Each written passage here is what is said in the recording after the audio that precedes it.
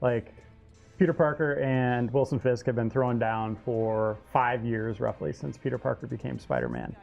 And this is his big moment, his big victory, where he finally takes down Kingpin and thinks that things are going to be better in the city. You went back to Insomniac recently, and you actually got to participate in that boss fight, right? Yeah, I played 4 hours of the game, and true to their word, this is like the first big thing you do in the game is take down Wilson Fisk. And the battle, like most God of War games, where that first boss fight you have is huge in scale and just like two titans throwing down. It doesn't matter what he hits, he will go through it. Yeah. That includes walls, ceilings, floors. I mean, this is a multi-story fight that unfolds.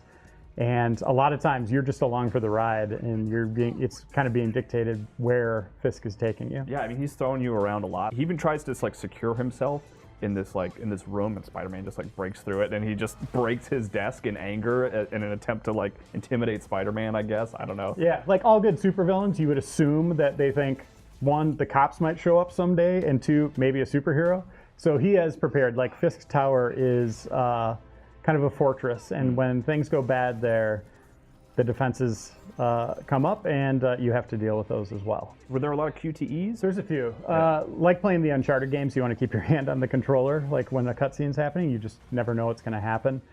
There's one moment as the building's being destroyed where I had to free some of Fisk's employees, just standard civilians, from beneath rubble. And that was a moment where once Spider-Man got his fingers under the rubble, I had to lift it up. Oh, okay. But there was one moment where I'm free falling with Fisk, and then I had to hit various buttons to timing buttons. This wasn't jamming on the buttons. This was like a matter of timing to shoot webs or, brace for impact, stuff like that. And when you weren't doing QTE? I don't want to give away all the strategies, but you're doing a bunch of different things at different stages in the fight. It's a multi-stage kind of encounter where but at one point you're relying on more of your melee. Other times you got to be more resourceful. But it's a lot more than just hitting square. Oh yeah. Yep. But in the aftermath of it, that's not the last you hear of him here. And I'm not saying you're going to hear him like on a phone. You're not going to call in or go visit him at the prison or anything like that. Get on Skype. But his people are still around across the city. They're still running the empire.